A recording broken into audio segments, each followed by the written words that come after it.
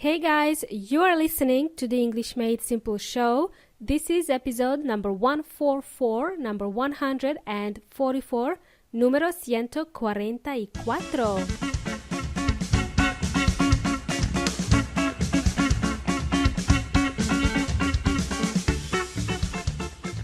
Hello there, hey amigos y amigas.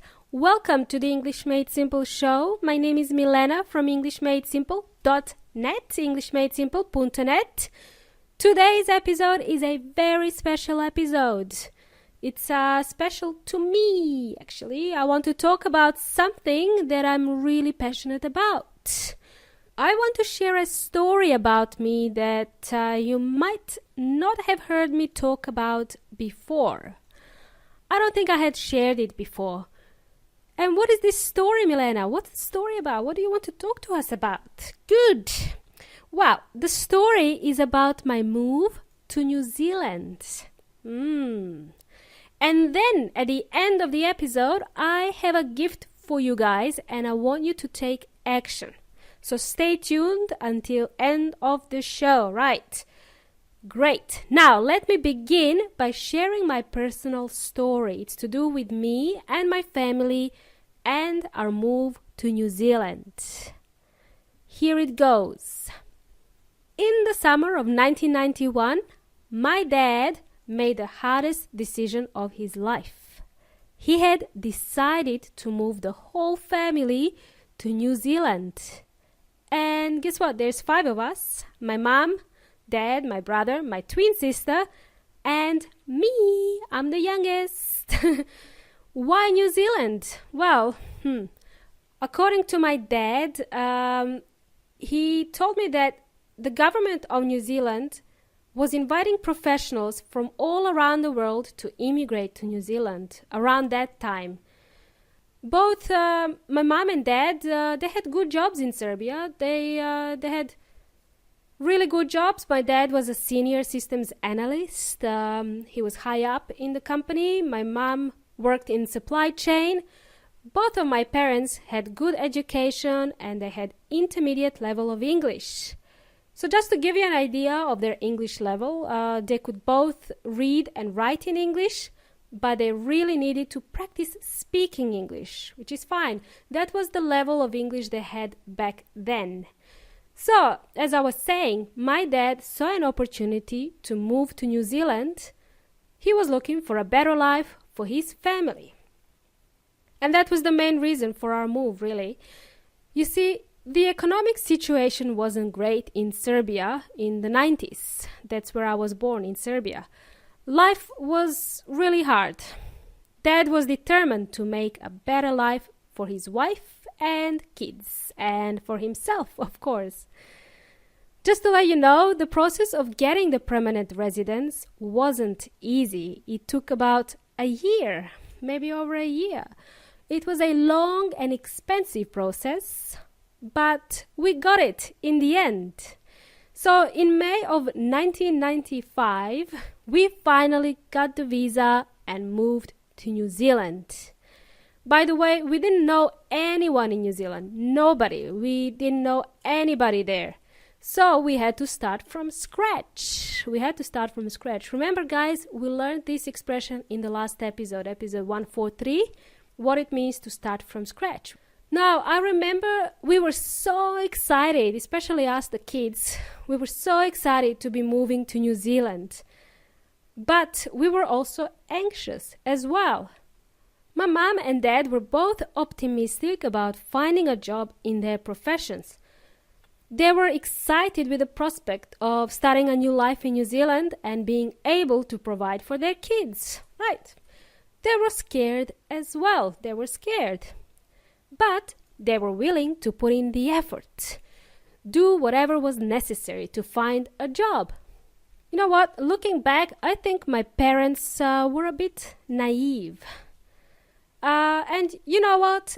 I don't blame them. I was in their shoes as well after my university days, trying to find a job. I was naive as well back then. So after a couple of months of settling in New Zealand, looking for a place to rent, getting kids enrolled into school, opening bank accounts, everything that we had taken for granted back in Serbia, we had to do it again, but in a different country. We had to start all over again. So after a couple of months of settling in and organizing everything, my mom and dad decided to look for a job. Well, we thought it was easy, but it wasn't. Here is what my mom and dad didn't know about job hunting in New Zealand. Well, they didn't understand the recruitment process in New Zealand, first of all. They didn't know that looking for a job is a full-time job in itself. It requires a lot of effort. They didn't know how to write their own CVs, what to include in the CVs. They didn't know how to prepare themselves for job interviews. Plus, they have really interesting names, foreign-sounding names, so they didn't even know how to spell their names over the phone. And the list goes on. We had so many embarrassing stories that would make you cringe, make your face go red with embarrassment. Like, for example, after numerous tries to spell her name over the phone, my mom gave up in the end, and she just hung up the phone in the middle of the phone interview. She was so exhausted and frustrated, she just hung up the phone. She hung up the phone, she couldn't take it anymore. And we were like, what happened? You know what? Whenever we think about this time, especially these embarrassing moments, nowadays we just laugh. We laugh about it. But I can tell you, it wasn't funny. It really wasn't funny back then. I remember Mom was really embarrassed. She broke down. She was in tears. And she completely lost confidence in finding work at all. And you know what, guys? It took my mom and dad 2 years to find a job. 2 years. Well, they did have some odd jobs here and there, just part-time jobs to get by, but not a permanent full-time job that they wanted to have. Now when I think about it, when it came to job hunting for my mom and dad, they actually didn't know who to approach for help. They didn't have the right guidance. They didn't know who to talk to. They were learning it the hard way, all by themselves. Anyway, that was back then. Now, let's fast forward to 2017. It took my husband 1 month to get a job in Australia. 1 month. My husband emigrated from Chile to live in Australia, and it took him less time to find a job here than what it had taken my mom and dad. And might I add that the recruitment process is the same in Australia and New Zealand. So you might ask yourselves, why did it take my husband 1 month to land a job in Australia? Funny you should ask. He had me, first of all. He was able to lean on my expertise and guidance. I have experience myself with job search. I worked for various companies, and I used to work for a recruitment company before. So I was able to teach him how to write his CV, how to write a cover letter, how to write emails to send to the recruitment agents, and how to best answer job interview questions. You know what? It's interesting that most immigrants don't really think about this before they move overseas. They take things for granted. They think that getting a job will be easy for some reason. But what I don't know is that looking for jobs can be as stressful as applying for a visa. Looking for a job is a full-time job in itself, as I said. It can take a lot of time just, to prepare. So having said this, guys, I would like to make the process of finding a job super easy for you. What I would like to do now is share 3 important things you must have in your CV when you are looking for work in Australia or New Zealand. Just so you know, your CV is the first thing the hiring manager or recruiter sees before they even invite you for the interview. The main goal of the CV is to get you that first interview. When the hiring manager looks at your CV, they only have less than 6 seconds to decide whether you are going through to the next stage or not. If you think about it, guys, and put yourself in recruiters' shoes, the recruiters, they're busy people. They look at hundreds of CVs a day. So why not make it easy for them to find you? Let's do that. That's why I've decided to share these 3 tips with you today on how you can optimize your CV. And if you'd like, you can listen to this episode again, take your CVs out and check if your CV has the following, all right? First of all, let me ask you this. How many names do you have? You can put your full name on the CV, but make sure the person who is reading your CV knows what your first name is, what to call you. This applies to us, especially to us who have foreign sounding names. So if you have 3 names like Enrique Martin Morales, you can simply write on your CV like preferred name Ricky Martin. Okay, that's his real name. Ricky Martin. You should keep in mind to include your first name and your last name. Ideally, you should have 2 names written in your CV so that, you make it easy for the hiring manager to know what your first name is, to know what to call you. The second thing to note down here is, does your CV have all the relevant sections? Apart from, education and your work experience, does it also have a section for your career objectives? Does it have a section called professional summary? Professional summary. This is the second thing the recruiters will see after your name.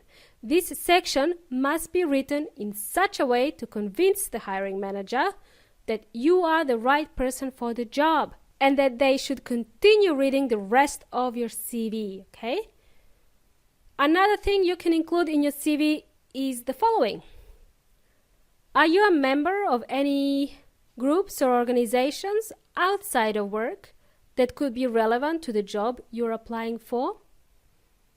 List all the groups you're a member of. If you belong to any special groups in, let's say, in the IT industry, mining or engineering industries, then put them down in the CV.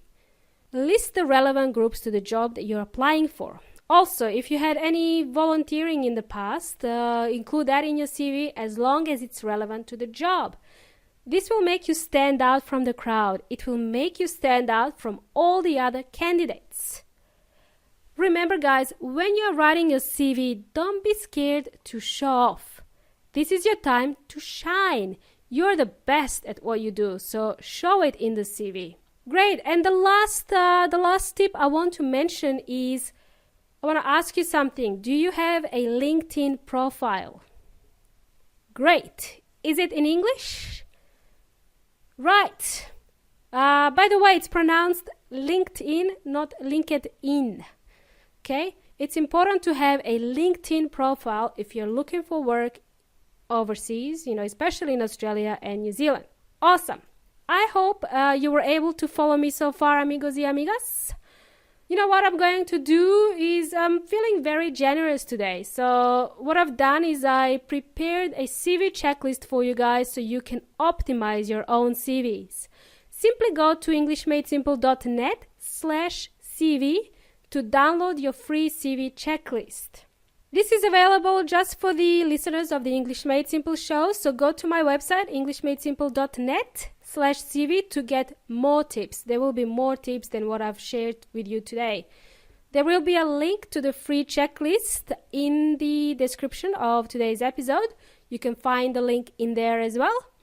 I would also like to let you know that I'm running a 3-week training program, coaching program called Get Job Ready. This is starting on the 23rd of October.